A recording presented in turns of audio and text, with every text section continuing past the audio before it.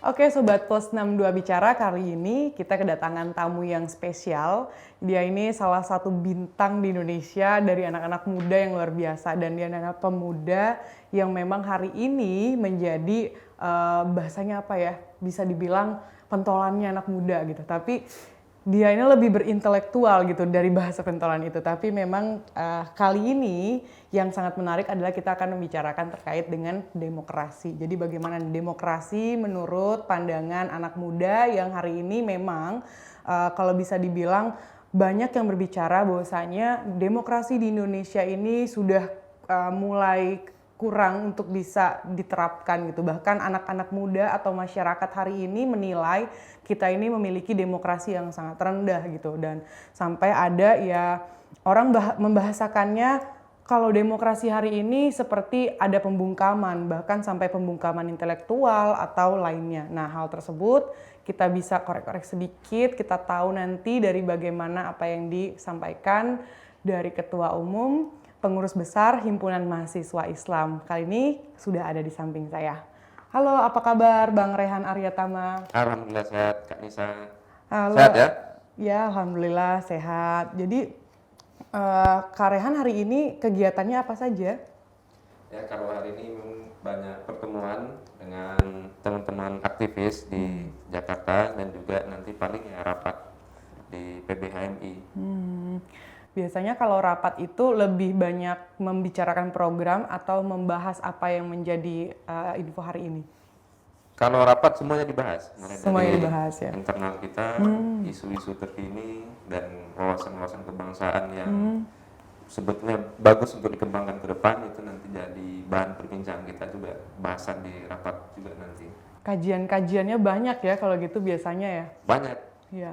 Tapi hari ini kan memang anak muda itu sudah seperti ingin sekali nih turun ke jalan gitu ya Kak. Tapi banyak juga nih orang bilang bahwasanya anak muda hari ini kalau turun ke jalan itu memang aparat itu dibahasakan ya lebih represif lah ya. Jadi apapun yang dilakukan anak muda sepertinya itu salah saja gitu bahasanya mereka. Ini yang disampaikan teman-teman muda gitu. Salah saja kalau kita turun ke jalan terlalu banyak orang itu akan mengundang keramaian. Tapi memang itu benar adanya, itu akan menjadi kerumunan gitu. Menurut Bang Rehan gitu ya, krisis demokrasi di Indonesia hari ini ya di kacamata milenial seperti kita kan masih 17 tahun plus nih ya. Jadi kalau 17 tahun plus itu biasanya punya pikiran yang kritis, terus biasanya sebelum bicara juga kita pastinya mengkaji. Menurut Bang Rehan, hari ini demokrasi di Indonesia seperti apa? Kalau menurut saya demokrasi di Indonesia itu hebat dan sangat bagus. Sebetulnya ada banyak sudut pandang kalau kita melihat demokrasi itu. Ada di sektor kebebasan berpendapatnya, ada di sektor elektoralnya juga.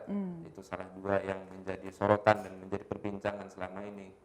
Kalau dari sektor elektoral, kita sangat bagus lah, sudah sangat maju dibandingkan dengan negara-negara lain. Mungkin negara yang sekelas Amerika yang katanya founder dari demokrasi, itu demokrasinya keterwakilan. Kalau kita sudah langsung betul-betul mengilhami yang namanya suara itu di tangan rakyat. Jadi tidak ada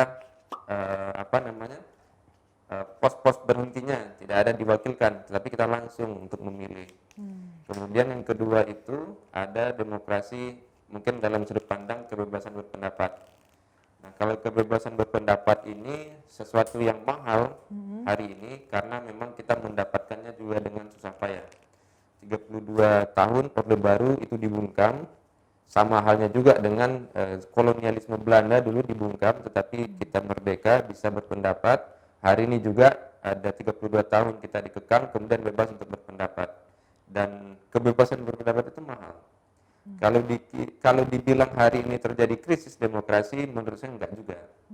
Mungkin demokrasi itu naik turun itu hal yang wajar. Mungkin Wajar ya untuk hari anak ini muda mungkin ya, turun. dinamikanya gitu ya. Dinamikanya. Tapi di salah satu media online, Antara News menyampaikan bahwasanya hari ini Indonesia mengalami kemunduran demokrasi. Bagaimana tanggapannya menurut Mas Rehan? Ya, itu dirasakan oleh kita, baik itu secara statistik, Ya. itu dikatakan oleh beberapa lembaga, mungkin salah satunya Freedom of House Ya. yang mengatakan banyak indikator yang menyebabkan demokrasi di Indonesia itu mengalami kemunduran.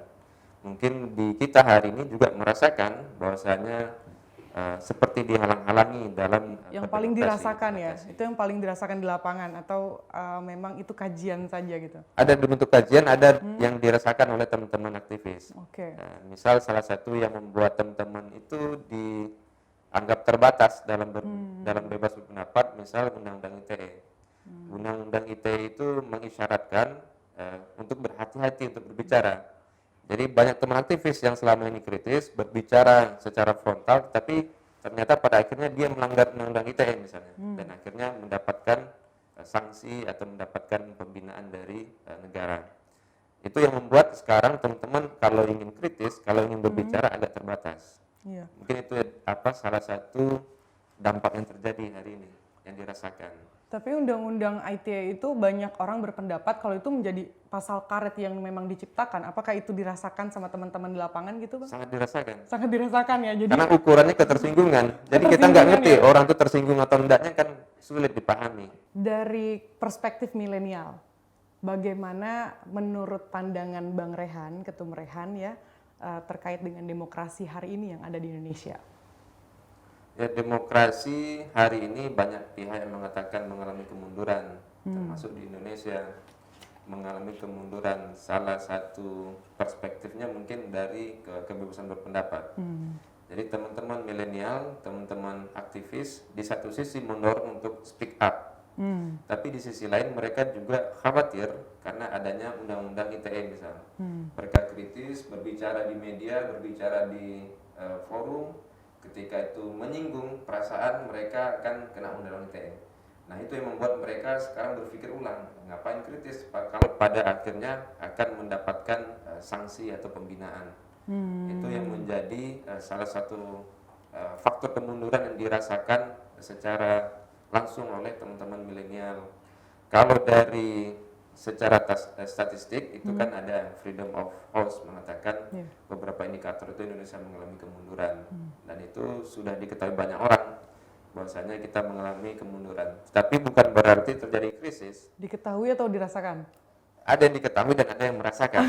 Jadi diketahui sama dirasakan, kadang kalau anak muda tuh mikirnya, iya gue tahu, tapi belum tentu dia merasakan Belum tentu, sebenarnya gitu. belum tentu. Beda, sama halnya dengan simpati dan empati. Nah, iya. Tapi hari ini memang kelihatannya banyak sekali orang beranggapan dengan adanya undang-undang ITE itu, mereka beranggapan itu sebagai pasal yang dibuat tapi itu pasal karet. Apa itu dirasakan juga sama anak muda atau terkhusus untuk Mas Rehan nih? Memang merasakan atau tidak gitu? Sangat dirasakan. Sangat merasakan ya. Jadi bukan hanya tahu tapi merasakan ya. Karena kita tidak tahu ukuran orang-orang itu akan tersinggung. Oh iya. Kita bicara ini apakah dia tersinggung atau tidak kan kita tidak bisa. Nah. Nanti kita bicara tiba-tiba mereka tersinggung, kita dilaporkan begitu. Nah, itu yang dimaksud pasal karetnya itu ya. Karet. Jadi itu termasuk kalau misalnya ada penerapan pasal karet, nah itu tuh pasal karet Pasal gitu. karet. Tapi sama, selalu kita mengatakan kepada pembuat kebijakan, kalau bisa undang-undang ITE itu dispesifikkan mana saja hal-hal yang berketersinggungan itu, unsur-unsurnya dijelaskan itu, di notice lah ya kalau kita biar bilang kita paham yang mana gitu kan. ya. Kalau perlu di underline tuh di dalam tulisannya. Di bold, di underline. Di bold, di underline gitu ya. Tapi memang banyak juga anak muda hari ini itu beranggapan kalau misalnya mau bersuara itu mereka sampai bingung mau kemana, kita mau turun ke jalan nggak bisa karena PPKM gitu.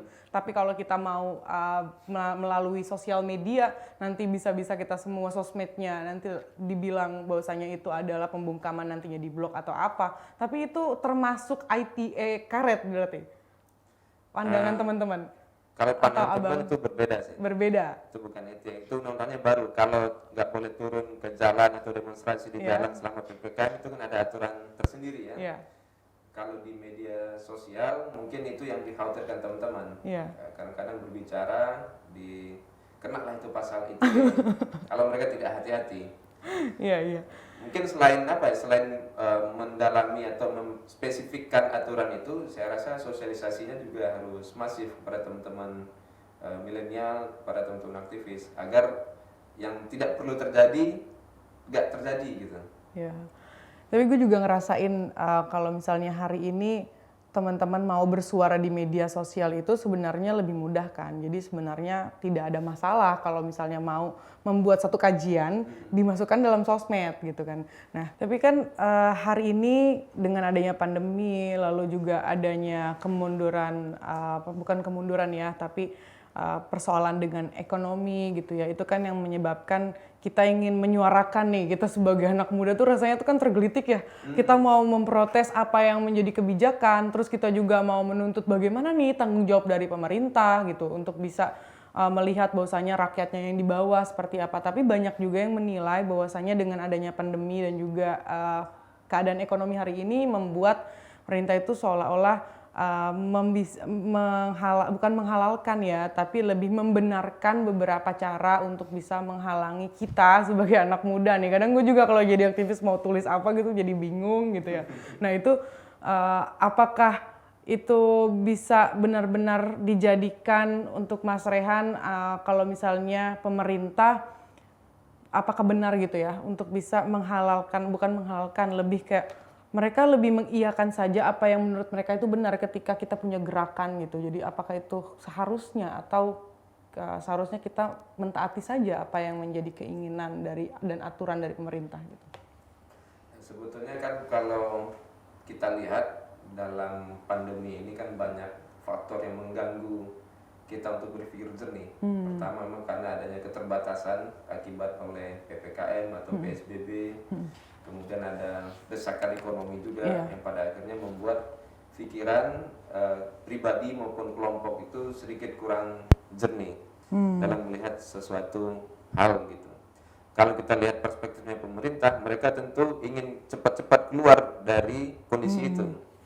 Jadi kalau bagi saya itu bukan persoalan semena-mena, karena memang ada hal yang secara saintifik yang harus ditegakkan. Pertama soal pandemi itu virus yang cepat berkembang. Kalau itu tidak segera diatasi, maka itu akan berdampak kepada ekonomi. Maka sebelum itu berdampak ke wilayah sosial juga, maka pandemi itu harus segera diselesaikan. Memang ada yang dikorbankan dalam penyelesaian pandemi itu, salah satunya kebebasan kita, kebebasan bergerak dan juga kebebasan mungkin berpendapat, agar kita tetap fokus dalam menyelesaikan pandemi itu dengan cepat. Tapi bagi saya saluran-saluran itu tidak harus kita turun ke jalan dalam masa-masa pandemi ini. Apalagi sekarang eranya adalah era media digital, dan media digital itu menjadi corong yang menurut kami itu pengaruhnya dan dampaknya sangat besar. Karena bayangkan rakyat Indonesia ada lebih kurang 270 juta jiwa, sementara pengguna handphone itu di atas 300 juta jiwa. Artinya itu melampaui dari populasi kita. Kemudian masyarakat Indonesia itu menggunakan gadget itu di angka 8 jam sampai 9 jam atau lebih kurang 8 jam 50 menit. Artinya media digital itu kan hadir dan dekat dengan kita sebetulnya. Jadi instrumen itu kalau dimaksimalkan dalam mengkritik atau mengusulkan kebijakan itu sangat efektif sebetulnya. Daripada kita harus hanya menggunakan instrumen turun ke jalan. Kemudian bagi kita organisasi sekelas PBHMI, instrumen menyampaikan pendapat itu tidak semerta-merta harus turun ke jalan, tidak semerta-merta kritik di media sosial, tapi kan kita juga punya jalur-jalur negosiasi dan diplomasi. Nah menurut saya itu juga harus dimaksimalkan. Kalau memang mentok di jalur negosiasi dan diplomasi kita, barulah kita bersuara ke media. Ketika itu tidak mempan, yang mau nggak mau harus ke jalan. Sejauh ini selama kepemimpinannya Ketum Rehan yang sudah dilakukan untuk bisa mengkritisi itu apa aja? Apa mungkin lebih memilih banyak ke jalan atau memang lebih banyak ke kajian, lalu nanti setelah itu bisa disuarakan atau mengirim surat gitu ya, atau bertemu dengan pejabat yang memang punya kepentingan, bukan kepentingan, tapi yang memang mempunyai wewenang kebijakan tersebut. Biasanya bagaimana yang udah dilakukan? Sejauh ini kalau ada usulan, tentu kita akan mengkaji dulu. Kajian itu yang kita bawa ke pihak-pihak terkait. Kalau itu masing-masing sektor, kita akan florkan itu ke kementerian masing-masing atau ke badan yang menjadi penyelenggara kebijakan itu. Sejauh ini kalau kita ambil case-nya adalah PPKM, itu saya kira kita sangat banyak memberi masukan kepada pemerintah. apakah itu secara formal maupun informal. Karena tidak hanya kita yang memberikan, tapi mereka juga jemput bola. Ayo dong bantu kita, masukkan kita. Dinamika di dalamnya bagaimana di saat lagi mengkaji? Apakah ada dinamika yang keras-keras gitu? Jadi jangan sampai kita menyampaikan poin ini gitu. Apakah ada dinamikanya itu dalam? Kalau dalam berdebat itu hal biasa. Hal biasa Yang ya. penting bagi kita, HMI adalah organisasi intelektual. Ya. Semua argumentasi itu harus punya basic keilmuan yang jelas dan punya argumentasi yang valid. Jadi makanya kita jarang bersuara di media karena memang hari ini era diskusi juga, itu sangat gampang bias informasi itu, makanya kita lebih condong mengkaji. Kalau sudah clear and clean baru kita floorkan itu, apakah secara langsung atau melalui media digital atau kita sampaikan di aksi demonstrasi begitu. Biasanya untuk diskusi atau untuk mengkaji itu biasanya sama teman-teman semua pengurus, seluruh pengurus yang ada, atau hanya ketua-ketua bidang biasanya dilakukan untuk kajian-kajian tertentu gitu? Bebas. Oh bebas ya? Bebas. Atau kapan-kapan aja di warung Masing-masing kopi? bidang juga bisa mengkaji. Oh gitu ya? Terkait Ya. dengan bidangnya, dengan isu yang berkembang itu bisa. Di antar ketua bidang juga bisa. Ada rapat presidium juga bisa. Ada rapat harian yang melibatkan semua unsur. Banyak ya forumnya ya? Banyak. Belum lagi forum warung kopi kan? Yang nggak Nah, selesai informal itu yang paling banyak sebetulnya. Sebenarnya dari informal dibawa ke formal lebih banyak Ya. ya, lebih sering. Oke, terus saya punya pertanyaan selanjutnya. Apakah dari pandangan milenial atau Mas Rehan gitu ya, di suatu masa atau waktu nanti di mana akhirnya nilai atau praktek demokrasi ini sudah mulai memudar nih, yang sudah tidak lagi ditemukan di dalam sistem pemerintahan dan tata kelola politik di Indonesia. Apakah itu nantinya Mas Rehan dan kawan-kawan melakukan sesuatu yang hanya mengkaji ataupun nantinya akan turun ke jalan, dan menurut Mas Rehan seperti apa dengan adanya praktek demokrasi yang sudah memudar? Sebetulnya kalau praktek demokrasi yang memudar enggak juga, tapi mungkin sedikit mengalami kemunduran. Tapi bagi kami demokrasi itu adalah hal yang terbaik hari ini. Iya. Jadi mau tidak mau harus kita perjuangkan juga. Terkait hal-hal atau substansi dalam demokrasi itu tidak mungkin kita hanya mengkaji, karena kita bukan lembaga akademis, Iya. tapi kita adalah lembaga pergerakan. Iya. Artinya semua hal yang kita rasa itu baik untuk bangsa kita, maka kita akan suarakan. Nah, saluran menyuarakannya tadi yang saya bilang, Beda-beda ada ya. jalur negosiasi diplomasi, ada jalur di media digital, media Iya. sosial, ada juga di demonstrasi di jalan. Peran kita nih sebagai milenial ke depan untuk menjadikan bangsa yang lebih nantinya di 2045 ini kan akan mengalami bonus demografi, yang dimana kita sebagai anak muda ini kita diberikan peran ataupun kita memang dibebankan bahwasanya untuk membawa Indonesia ke depan, karena kan bagaimanapun juga Indonesia ini akan bagus, Indonesia ini akan sukses dan kita bisa dibanggakan dengan negara lain tergantung dari bagaimana pemudanya hari ini. Nah, menurut kacamata Bang Rehan, kita ini harus seperti apa jadi pemuda hari ini? Yang pertama kita harus optimis. Optimis ya, Harus pokoknya. optimis. Optimis Optimis aja yang dulu penting, ya. optimis. Yakuza ya. Saya yakin dulu. Yakuza. Habis itu usaha yang penting. Iya, iya. Usaha. Karena bonus demografi itu banyak pihak yang mengatakan jangan sampai jadi bencana demografi. Maka usia produktif itu harus maksimal.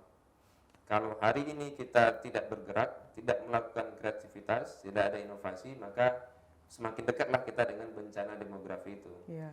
Tapi ketika anak muda hari ini mampu keluar dari zona nyaman, harus berkreativitas, punya banyak inovasi, saya kira bonus demografi itu bisa kita maksimalkan ke depan. Iya, hari ini kalau misalnya kita bertanya kenapa kita harus dibebankan, ya karena memang nanti ini di bonus demografi kan itu adalah eranya kita gitu ya. Dan saya hari ini sempat berpikir gitu ya, kenapa Mas Rehan yang semaskulin ini mau menjadi aktivis gitu loh, yang kalau nantinya ada apa-apa bisa turun ke jalan gitu. Padahal kan backgroundnya itu adalah S2-nya ekonomi ya. Ekonomi. Kenapa gitu Mas Rehan untuk tergugah gitu hatinya untuk jadi aktivis? Sebetulnya bukan tergugah, tapi itu adalah proses yang sudah lama saya jalani. Oh sudah lama ya? Saya S2-nya ekonomi, bahkan saya jadi aktivis sebelum ambil S2 itu. Oke. Jadi itu bukan satu pilihan, tapi itu sebuah keharusan bagi saya. Karena instrumen kita dalam bernegara ini salah satunya adalah civil society. Iya. Nah, kelompok-kelompok civil society di Indonesia ini itu sangat bagus, sangat kritis. Makanya selama ada kelompok-kelompok civil society seperti HMI, Gerakan Cipayung, dan kelompok-kelompok ormas segala macam, maka demokrasi itu akan selalu terjaga. Nah, bagi saya, untuk salah satu saya merawat demokrasi itu adalah melalui dengan gerakan aktivisme ini. Untuk membangun bangsa, untuk menyeimbangkan hal-hal yang tidak baik, yang melalui jalur aktivisme inilah salah satu yang saya pilih.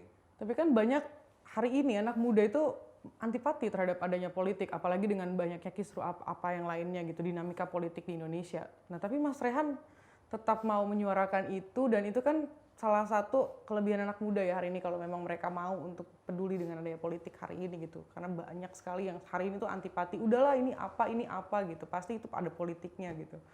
Itu maksudnya nilai plus gitu. Itu kenapa ya Mas Rehan? Karena memang sudah passion kali ya? Bukan passion. Pertama, background saya S1, saya kan jurusannya politik dan pemerintahan. Oh, politik ya. Jadi kalau kita bergerak di bidang keilmuan ya daya efeknya sekian misalnya. Tapi kalau kita terjun dan bisa memanfaatkan politik itu ke arah yang lebih baik, nah efeknya sangat besar. Bahkan kan ada statement orang bilang politik itu bisa mengendalikan semuanya pada akhirnya. Maka politik itu harus dijaga dan harus dilakoni oleh orang-orang yang berkapasitas di situ dan memiliki pikiran-pikiran yang baik. Nah, bagi saya melakoni politik itu harus dengan pikiran bersih juga dan dilakoni oleh orang-orang yang berkapasitas juga. Saya rasa untuk menuju itu kita harus melalui dunia aktivisme, itu salah satu jalannya. Mungkin banyak anak muda berpandangan seperti itu karena mungkin bukan passion dia, bukan background keilmuan dia juga. Tetapi pada akhirnya mereka akan sadar bahwasanya politik itu akan berguna juga. Berguna juga ya. Sangat berguna Dia harus dan tahu sangat nih. mempengaruhi kehidupan kita. Berpengaruh ke depan kenapa harga beras naik gitu ya. Harga minyak naik gitu ya. Oke, anyway nih aku punya pertanyaan. Hari ini tuh beberapa belakangan terakhir ini kan memang ada sempat viral bahkan ya, adanya mural, terus juga adanya poster, tapi itu berujung dibui. Menurut Mas Rehan tuh gimana? Itu adalah salah satu bentuk ekspresi untuk menyampaikan pendapat. Ekspresi ya. Ekspresi. Mungkin kalangan seniman itu lebih nyaman menyampaikan seperti itu. Bagi mereka itu hal yang biasa, tetapi kadang-kadang apakah mural itu mengganggu pandangan atau menyebabkan orang-orang sekitar terganggu, itu kan dampak yang harus difikirkan juga. Tapi selama itu nggak mengganggu dan pesannya tersampaikan, saya rasa itu tidak menjadi persoalan. Kalau menjadi provokasi? Semua hal yang kita lakukan itu bisa jadi provokasi. Ya, kalau provokasinya itu mengarahnya yang provokator yang nantinya menyebabkan Indonesia ini atau masyarakat yang lain membaca mural tersebut menjadi terprovokasi dengan adanya tulisan itu, apakah itu tetap bisa dijadikan kalau itu adalah salah satu cara orang berpendapat, ya itu kan dari seniman gitu. Apakah itu tetap menurut Mas Rehan? Kalau provokasi itu menurut saya suatu keniscayaan ya dalam kita berpendapat. Karena kita sendiri pun kadang-kadang tidak sadar apa yang kita ucapkan ini bisa memprovokasi orang. Iya. Bahkan ada juga yang kita ucapkan sengaja kita ucapkan agar orang terprovokasi. Saya kira kalau itu memprovokasi, menyebabkan orang terprovokasi, itu kan bisa dikaji dan sejauh mana publik menangkap pesannya itu. Tapi berujung dibui bagaimana? Itu perlu kita dalami, apa yang menyebabkan dia dibui. Nah itu kenapa, itu maksudnya itu kenapa berujung dibui ya, padahal kan caranya aja yang berbeda gitu untuk menyampaikan itu. Makanya saya katakan tadi, apakah mural, apakah poster itu mengganggu ketertiban atau mengganggu pandangan, itu kan perlu ditindaklanjuti, perlu kita dalami informasi itu. Iya. Jadi itu adalah bentuk ekspresi yang berbeda dari seniman gitu ya, kalau menurut Mas Rehan gitu ya. Oke, pertanyaan yang terakhir itu aku punya, bagaimana kebebasan berekspresi dan berpendapat kalau itu memang dari proses demokrasi di Indonesia, namun masyarakat memang perlu bersikap kritis dalam menerima menyampaikan sebuah informasi. Jadi apa yang harus dibenahi dari sisi masyarakat dan juga pemerintah gitu ya, itu apa saja yang terkait kebebasan berekspresi menurut Mas Rehan? Kalau salah satu yang paling update tadi Undang-Undang ITE ya, karena itu banyak yang tersangkut di situ dan terpetik. Jadi Undang-Undang ITE menurut kami harus detail, unsur-unsur ketersinggungan, unsur-unsur pelanggarannya harus jelas, jangan dibikin bias atau pasal karet lah modelnya. Iya. Yang kedua, bagi aktivis, kita ini negara-negara hukum, jadi setiap tindak tanduk kita selalu diatur oleh hukum. Jadi kalau kita menyampaikan ekspresi, harapannya bisa dalam kaidah-kaidah norma hukum. Kemudian kita juga adalah orang yang berbudaya dan orang-orang yang memiliki banyak budaya ya di Indonesia ini, kita juga harus memperhatikan jangan sampai kita melanggar norma-norma yang telah diatur sedemikian rupa sebaik mungkin oleh leluhur kita. Kadang-kadang kita ekspresi lost control sehingga banyak ketersinggungan di situ, sehingga banyak salah menyampaikan juga misalnya. Jadi nanti orang juga menerima pesannya berbeda gitu ya. Berbeda. Tapi anyway, dari semua jawabannya Mas Rehan hari ini tuh memang kelihatan gitu ya kalau Mas Rehan ini memang aktivis yang berintelektual tinggi, yang punya kapasitas gitu. Kepo aja nih, saya kepo. Jadi sejak kapan sih Mas Rehan itu mulai beraktivis? Saya lebih concern di HMI. HMI ya. Saya di HMI itu masuk di bulan Maret 2012. 2012 ya. Di UGM ya? Iya, di UGM. Yang paling berkesan ada nggak apa gitu yang paling berkesan selama masuk di HMI atau beraktivis gitu? Untuk pribadi? Iya, untuk pribadi. Kalau untuk pribadi banyak sekali. Banyak Kalau ya. saya ceritakan Yang paling mungkin bisa berkesan berhari-hari. gitu, yang paling berkesan gitu. Pertama Menjadi ketua umum. itu salah satunya. Iya. Tapi bagi saya kesan itu adalah kesan pertama. Jadi kesan, Kesan pertama pertama, ya. saya masuk ke HMI itu betul-betul saya di kader gitu. Oh, di kader ya. Makanya ada istilah intelektual itu karena betul-betul intelektualitas kita digenjot di situ. Sensitivitas kita terhadap persoalan-persoalan sosial itu diaktifasi di situ. Aktivasi di sana ya. Kalau menurut Mas Rehan tuh apa yang membuat akhirnya gue harus concern nih di HMI gitu? Itu hal apa yang membuat akhirnya Mas Rehan tuh sampai maju gitu ke ketum gitu? Dan sebetulnya rasa penasaran. Oh, kepo ya. Penasaran saya Penasaran dengan ya. gerakan di HMI itu sebetulnya. Kenapa HMI selalu dinamis dan apa yang telah saya lakukan itu tidak semerta-merta akan terjadi di lain hari. Selalu ada hal yang baru di HMI gitu. Makanya itu bikin penasaran, bikin tertarik menjalani aktivitas di HMI. Tapi enjoy kan ngejalaninnya? Enjoy. Penuh tekanan nggak? Kalau tekanan itu tergantung kita melihat Iya kan? apa tergantung- Teman-teman, maksudnya tekanan Ya, teman-teman gitu enggak kan? sebetulnya bukan tekanan. Jadi apa?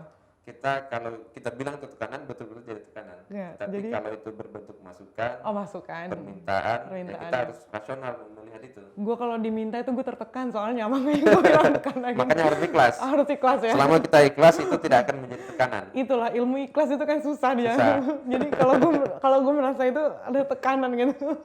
Tapi apa yang menjadi plannya Mas Rehan nih ke depan? Ya 5 tahun ke depan atau 10 tahun ke depan gitu. Mau jadi apa gitu setelah berproses di HMI sebagai ketua umum gitu. Kalau ke depan tentunya saya tidak akan meninggalkan jejak-jejak yang saya jalani. Artinya aktivitas intelektualisme pasca saya ber-HMI tentu harus saya perpanjang. Perpanjang, Apakah ya. nanti ngambil kuliah lagi atau belajar lagi di kursus atau segala macam, itu akan tetap saya lakukan. Kemudian juga karena ber-HMI ini ada batasnya, tentu saya juga harus memikirkan hal-hal lain. Tapi spiritnya itu tetap sama. Apakah nanti saya ikut dalam kepemimpinan nasional, kepemimpinan daerah, di level masyarakat, atau di lembaga-lembaga ilmu pengetahuan, tentu itu menjadi planning-planning juga ke depan. Jadi punya planning ke depan itu nantinya akan bergabung apa gitu ya setelah ini. Tapi ini boleh dijawab atau enggak nih? Ada nggak wacana terfikir mau bergabung dalam partai gitu? Kalau terfikirkan ada. Ada. Kalau terfikirkan ada. Tentu kita bergabung ke partai politik, ke satu lembaga, ke satu institusi, itu harus dengan pemikiran dan sikap kita harus matang di situ. Jadi tidak boleh tidak siap. Jadi saya perlu mengukur kesiapan saya. Apakah nanti ke partai politik, ke institusi pemerintah, atau ke lembaga masyarakat, atau lembaga keilmuan, itu harus matang dipikirkan. Kalau ada di partai politik artinya punya tujuan gitu, mau jadi nantinya legislatif kah atau apa gitu ya. Iya. Tapi itu sudah dipikirkan ya mau jadi apa gitu ke depan gitu, karena Baru memang terpikirkan, baru belum terpikir. dipikirkan secara serius. Serius ya. Sebelumnya hayalan. Pikirkan aja dulu. Pikirkan aja. Implementasinya Karena dinamis sampai- kan, Iya. karena ilmu sosial itu sangat dinamis. Iya sih. Oke, gue punya pertanyaan biar kita lebih santai lagi ya. Pertanyaan yang boleh dijawab lebih cepat gitu dari yang sebelumnya gitu. Ini pertanyaannya tenang, gak ada yang ngejebak, tenang.